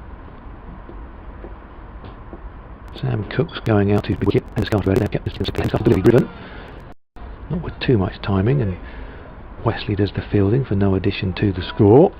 314 for 6, with 8 points still to be bowled in the day. Just coming in a bit more, looking slightly more threatening than it has throughout the day. And the temperature's dropped down as well to a very acceptable level. This next one from Tendescarter is down the leg side and taken by Wheaton. Nothing taken by O'Riordan on the way down, and so no addition to the score. Ben's back with us. Seeing Reece Topley with a yep. 2-13 to win from this side. If they don't get that, there will be something wrong. Yeah. Tendescarter then off the run. He's in down the leg side again, taken by Wheater. O'Riordan not even having a flick out at that one, because as we saw earlier on in the day from Jack Leaning, rather from Jordan Cox, you flick at one when you're not properly in position. You want a little touch, and you quite rightly feel that you've not been got out, you've got yourself out, but if you're the one that flicks away at it, you've only got yourself to blame. Tendescarter in again, fully mid ledge, he's worked away into the onside, still waiting Sam Cook. They jog through for a single, 315 for 6. Scoreboard slightly slower there, it's late in the day. Still Kent's day, Ben? Yeah, I think they'll be particularly pleased with the scoreboard. They'd have snapped your arm off for this when they were 23 for 3 earlier on. But as we said, always looked a good batting pitch. Tender scatter in, full delivery again, trying to get it right up there. Kuhn just plays out into the offside for no run, very comfortable for him. I guess it was a situation as well, though, with batsmen missing and young, inexperienced and new-looking lineup really for Kent. The fact that guys like Robinson and Kuhn and Stevens and Stewart have weighed in heavy in middle order. I think Matt Walker and Simon Cook will be very pleased to see that. From 10 starts, played defensively from the crease for the end of the over. 315 for 6 is the score, with a time at what, 5:35. So we're probably going to, beyond 6 o'clock, but not too far beyond it. Not too sad really in terms of the overs and having to handle the various stoppages and wickets falling. I'll be here again tomorrow then with Don Topley. I'm sure he'll fill me in on Reece's performance today for England. Oh, I'm sure he's had his eye on that fully throughout the day. He said he'd have an ear on us. So you don't have to worry too much. He'll be pleased that he got a wicket right at the end. Yeah, definitely so. Right, Matt Quinn continues from the Hayes close end, none for 60 from his 19. It's involved with in the drive up the field off, and there's no run by Tender Scarter. By Wesley, I should say. Tender Scarter's a mid-on. Opportunity here for O'Riordan, because if he's going to establish himself in the Kent team in years to come, got to cash in on chances when the ball is a bit older and seamers are tired and the pitch is good for batting and in an advantageous position. Quinn very big on this occasion. That's that way through. Quinn though. Kuhn just stretching out at the non-striker's end. It's been a long day for him. He was in relatively early, wasn't he? So I think it was 5.4 runs. The only bit of the match where Kuhn wasn't at the crease so far. Good test of all the fitness work he'll have done during lockdown. All the running, no doubt. Pounding the pavements and streets of Kent. Quinn is into O'Riordan, who just plays defensively out to the offside for no run. Yeah, I was chatting to people like Paul Downton before this, and they're saying, the players are probably fitter than, but getting that match sharpness, and particularly for bowlers, those short, sharp bursts of walking back to your mark, running in, walk back to your mark, running again. Back for a spell later in the day. And Essex had a little competition during the several back there for moving the fastest and coming back with their times and their routes as Quinn is in, pushed out defensively to the offside, and they will come through for the single this time. Nick Brown has a shy at the non-striker's end, but O'Riordan is safely home, and the score goes up to 316 for 6. Who came out on top? I'm not 100% sure, but Simon Hart and Wesley seem quite... Because of course all the women's teams were doing that in effectively a championship format, weren't they? Between Essex. You have to try and keep yourself occupied, keep that competitive edge some way or other. So how do you sharpen your cricketing skills? You can throw a ball against the ball and that sort of thing, can't you? And that's not going to cut it. Earlier on, Ben was describing, almost takes his eye off that pull shot, but just eases it round the corner for a single. Feroz Kushi picks up. He's had a catch on his debut. The youngster, done lots of fielding. He's learning he knows what county cricket's all about, but long days in the field. Ship sides were doing, and then of course they're playing out though. So there's one-day matches as well now. Being able to finally get out in the field. Yeah. Change of angle here from Quinn. He's going to bowl round the wicket now to Marcus O'Riordan. Yeah, in our chat with Rob Key, I did ask him on a scale of 1 to 10 how much did he hate fielding. And the long form chat that we did with him on BBC Radio Kent, and he said at first when he was Feroz Kushi, when he was young and enthusiastic, he didn't mind it. By the end of his career, he said it was the closest he came to being a dog. Here's Quinn into O'Riordan. No, he's hit him on the head. Quinn taking a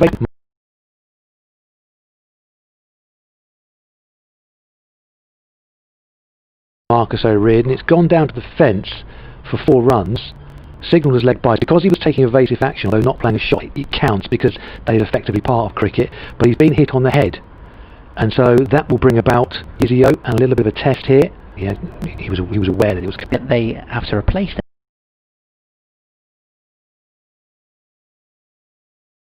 Clobbered by short balls. Manufacturer for it to check that they're okay, or can you fix helmets at all? I've never... what? About 4 yards, 5 yards from Marcus O'Riordan, you could just you almost see in motion. "You all right?" And he's, "Yeah, I'm fine." But they are just examining the helmet, and I guess there's a test of some description. Yeah.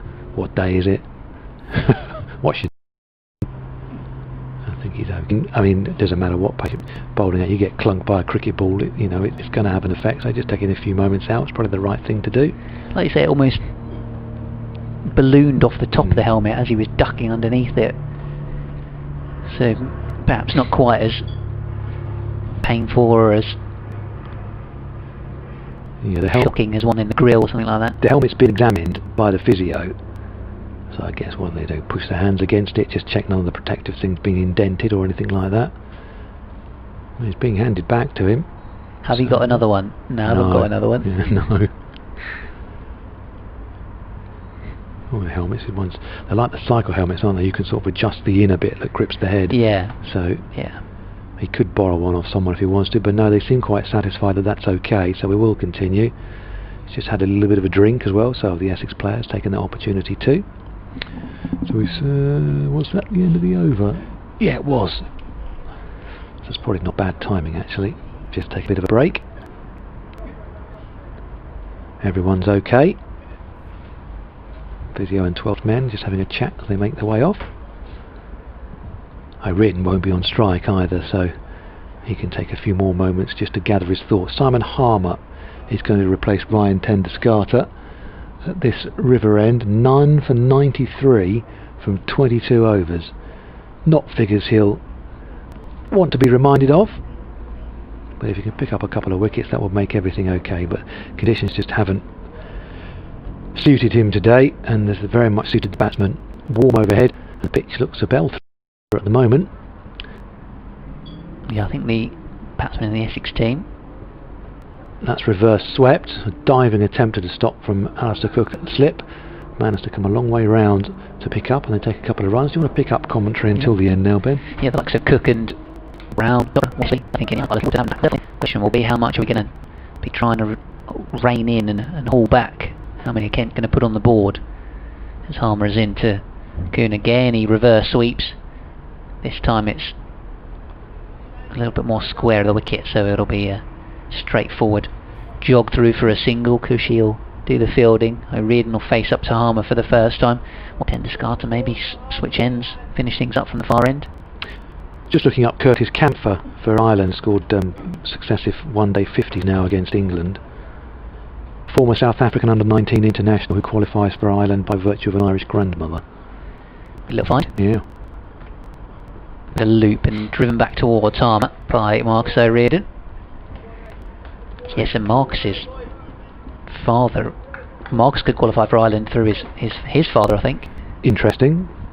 I wonder if Ireland are aware. As this one is defending the offside. That was sort of the thinking in being out in Ireland at the start of last year to try and force a career out of there, but ended up travelling back to Kent and playing for Tunbridge Wells, his club team, and playing Kent 2s and impressing and getting a contract. And as Harmer's in and bowling, extra cup. They have got a first-class setup in Ireland, but it's very much in its infancy, and there aren't very many teams around either, so you're unsure exactly how competitive that's going to be. You're clearly better over here. Harmer in and bowling, just drags a little bit of his length back, trying to test out the young man, but he defends it well. O'Riordan still there on 6 not out. He'll be thinking him to get through to the end of the day. We've got 6 overs left. Quinn looks like he's marching towards his bowling position and might carry on here. Tom Wesley's having a word with him, saying, how many overs do you want to get through here today, big lad? As many as possible, please. Chelsea won up in the FA Cup final against Arsenal. Christian Pulisic. He's been a bit good since lockdown. Not bad, is he? Tendescarter's walking over, but Quinn's got ball in hand. I think he's just desperate for some reward here, Matt Quinn, because he has bowled well today. And I just think I deserve a wicket. By Bainton scurrying across, deciding that maybe a bit of low sunshine is going to watch on from point instead. I think it might be also because Quinn's going to come around the wicket here. So one last big effort from Matt Quinn. Maybe he's thinking that if I can get a wicket here, the other lad sort it out in the morning. I might get a day off. This looks a good pitch to bat on. One last big push from him. Fielder's back. Got it now. Slots a leg in deep square and deep point. Cover, a gully, and then almost a leg gully. Catcher on the mid-wicket side of the pitch. Mid-on, short ball, ducks underneath it, Arno Kuhn. Bit of leg theory almost. Yeah. Don't mind a bit of that. That was almost a little bit too short, that one. I tell you who's really good at that, and did it with great effect for Essex. Neil Wagg, New Zealander. There was a game against Somerset a few years ago, and he just bowled. I think he took 6 wickets, and he just bowled leg theory. He's done it for New Zealand. He's not the quickest. I mean, he's got anything I want to face, and most people want to face. But in international terms, he's not the quickest. But he's so effective for that. Here's Quinn again. Kuhn drives off the back foot. There's no mid-off. It's effectively an extra cover, so he's able to come through for an easy single. Matt Coles ever do it while playing here at Essex? Because for Kent, I remember seeing him do it to a couple of players, including lots of from Derbyshire, and even he looked troubled by Coles from around the wicket banging it in. I don't think Matt Coles will look back on his time with Essex with any great, I was going to say pride, but with any happiness really, because it just didn't work out for him here. Not from anyone's fault really. It just didn't work out for him here. Yeah, former Kent man, of course. Is he with Northants still now? Is he? Can't remember if he's moved on. I think he's with Northants. Pretty sure he is. He certainly was with them midway through last season. So there's not. Here comes Quinn, punched beautifully by O'Riordan.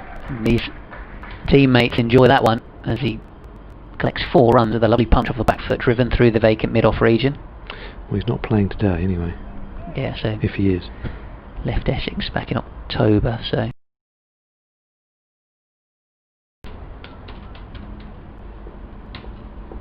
he was originally a loan deal at Northamptonshire, so maybe without a county for this summer.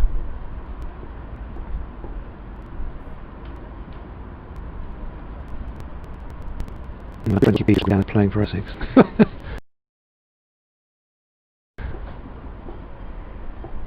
Here's Quinn to O'Riordan, 3-2-9 for 6, Kent. Full delivery, edge, no. Through the gap between the keeper and first slip for 4. Wheater didn't move. Harmer's looking at the sky thinking, oh, why didn't I go for that? Because it was to his left, and you always think you leave it to the man that goes to his right. It was very, I mean, it was about ankle height when it went, Sort of thing that's got to be the day. I mean, there's a bit of gap to keeping a second slip. It's like a 1-day slip, isn't it? And so there's a gap between the two of them, but Wheater just didn't react. 3 for 6, Kent, with O'Riordan moving to 14 with consecutive boundaries. Quinn bowls to him, defends this next one up towards mid-on. Frustration for Essex after a long hard day in the field. 5 overs to go after this delivery.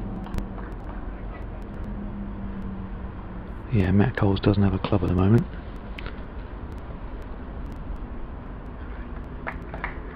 Slight change in the field. He's going to come around the wicket for this final ball. Chopra's gone in at leg gully.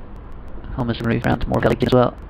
Maybe lost for the dice today. For the first over, he's going to bang one in.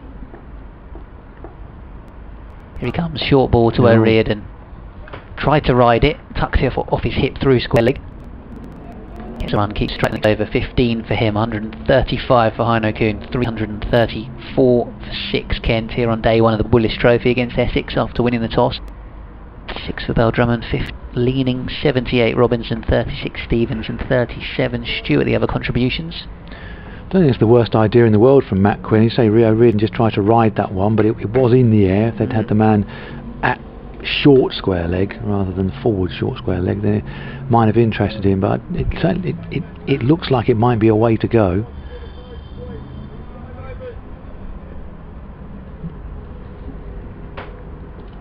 Harmer in, forward comes O'Riordan, defends it back towards the bowler.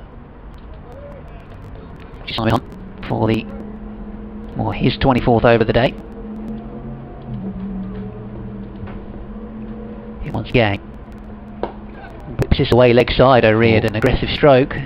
It's a short leg fielder and a mid-wicket fielder, but it bisected the two of them.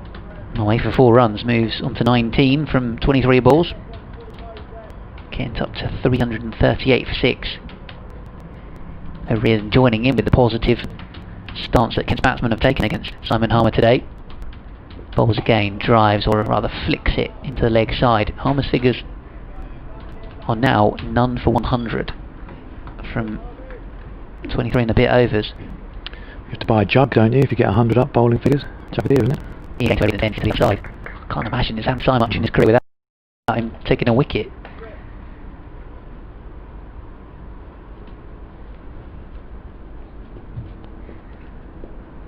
Sunshine back out from between the clouds. Smartly played by O'Riordan.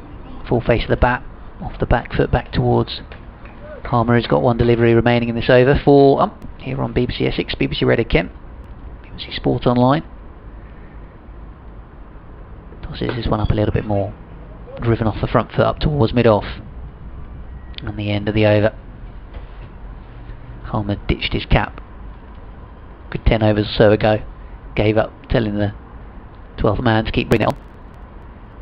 Yeah, here we go, tender scarter, looks like he's going to finish up from the Ashley Down Road end. A couple of overs to go for him, and then 2 for Harmer, and that'll be it for day 1.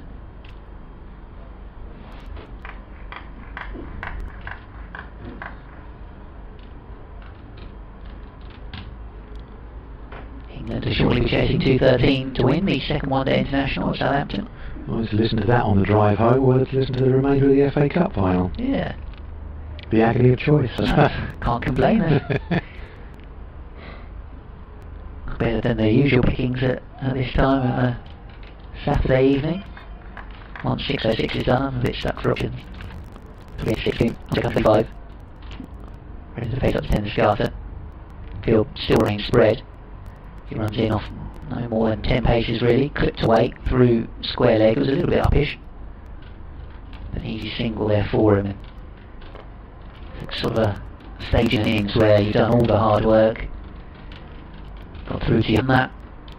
Now, fielding side are weary and the ball's old and you're just getting free runs all over the place. Field spread. O'Riordan having a little bit more of a difficult time trying to establish himself, driving off the front foot. It's tidy enough thus far. I think he's 150 up. He's just getting up as the cloud returns and just hides one of the front lights, which isn't on. Bright enough. Down the leg side, goes for a pull shot, misses the ball on this occasion. O'Riordan, no connection. Decent take by Wheater away to his left. Generally, had a pretty tidy day behind the stumps. Maybe he could have had a cap for reading the previous over from Quinn. Then discarded a couple of little steps before he burst into his short run up. No O'Riordan just playing defensively. Yeah, I think he's thinking about the end of the day. Looking to shut up shot. Up towards mid-off. Normally you describe this as a tricky little period before stumps, but there doesn't appear to be a great deal of threat from Essex's point of view. It's an old ball now. Then discarded bowls and it's turned away into the onside by O'Riordan.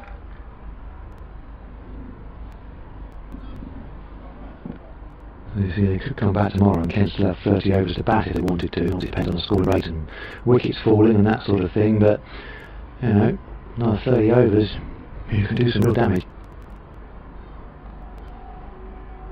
Farah and Chopra coming into the slip cordon now. They're standing a lot closer for tender scarter. He's got shin pad still on as well.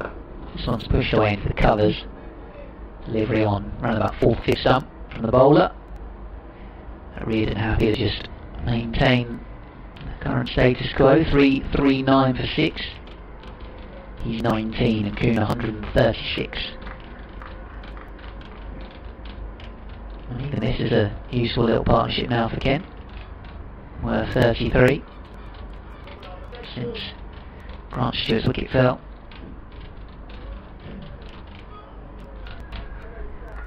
Elsewhere Notts 266 for 8. Durham 103 all out. Yorkshire 48 for 1. Lancashire 258 for 6 against Leicestershire. Gloucestershire 244 for 8 against Worcestershire. Somerset 296 all out against Glamorgan. Warwickshire 112 for 4 off the Northampton 142 all out. Simon Harmer bowls. Turned away onside by Kuhn. Just with a little flick of the wrists. Middlesex 255 for 4, Hampshire 58 for 1 after bowling out Sussex for 176. Kent hit 339 for 6 as Harmer twirls in again. Billu does controlling, tosses it up. Rethinger offers a batsman a freebie.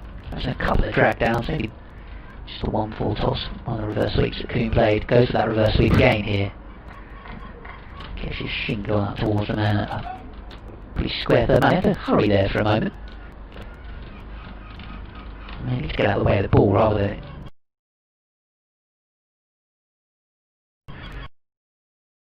Can Simon Harmer finish the day with a wicket? He would dearly love to.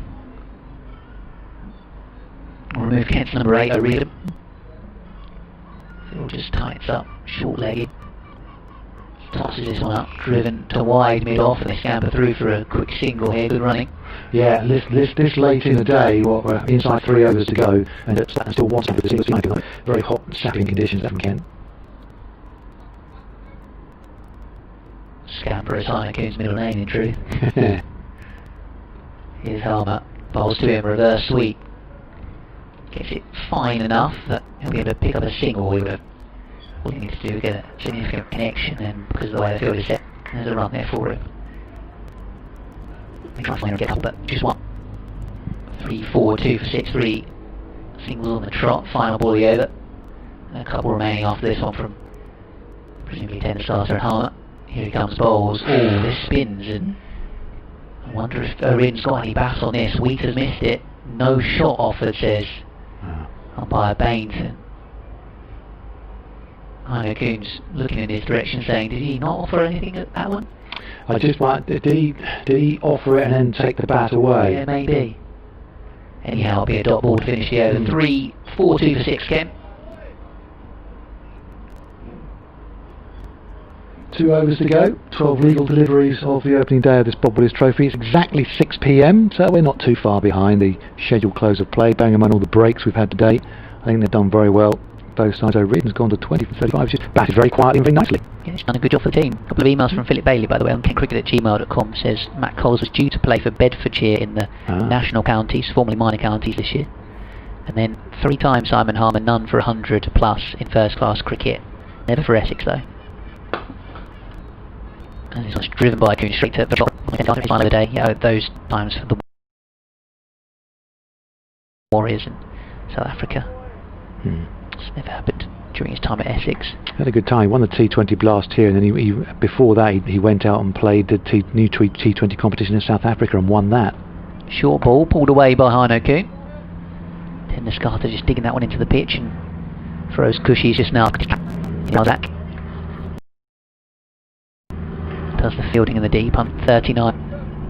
Just fling it between his hands, rotating it around.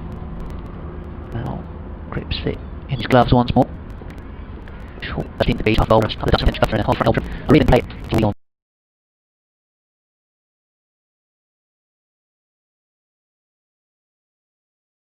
Side, just seeing a bit of movement from the Kent fielders, not Kent fielders, the Kent players that are maybe a few of them going to be doing.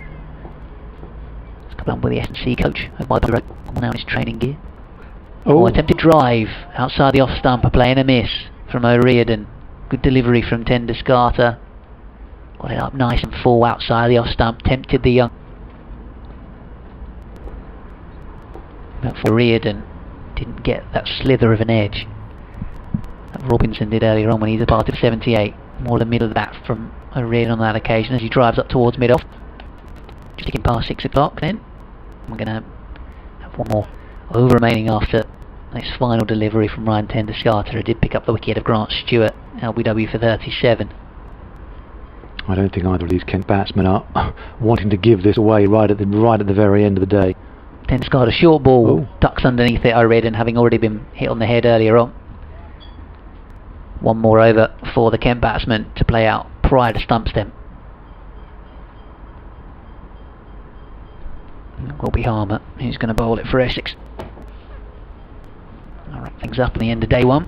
Be back tomorrow morning. Myself, Ben Watson, with Don Topley. England, by the way, 0 for 1. That's last words, Glenn. Jason Roy, wide half volley, Slammed it to extra cover.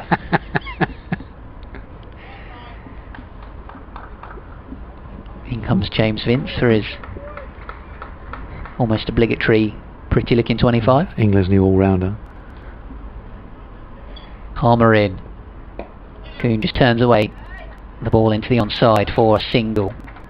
140 not out potentially for him at the end of the day if O'Riordan sees off the proceedings, or even if he gets out there. Perhaps Coon's work is done, having come in after 5.4 overs when Kent were 23 for 3. May walk off at the end of the day with him in a significantly better position as O'Riordan covers up. Turns back down the pitch. 140 not out. By far and away his best first class score for Kent, previously 96. I think it was Martin Shaw on kentcricket@gmail.com told us. Certainly knew he'd just fallen short of 100 as this one's pushed back towards the bowler. Not only is he past 100, he's kept on going. Kept enjoying the favourable batting conditions that Kent have enjoyed since winning the toss earlier on in the day and bowling, and choosing to bat first rather. Essex is bowling, and bowlers taught a little bit in the heat at times. This one's defended back down the pitch. One more ball to go.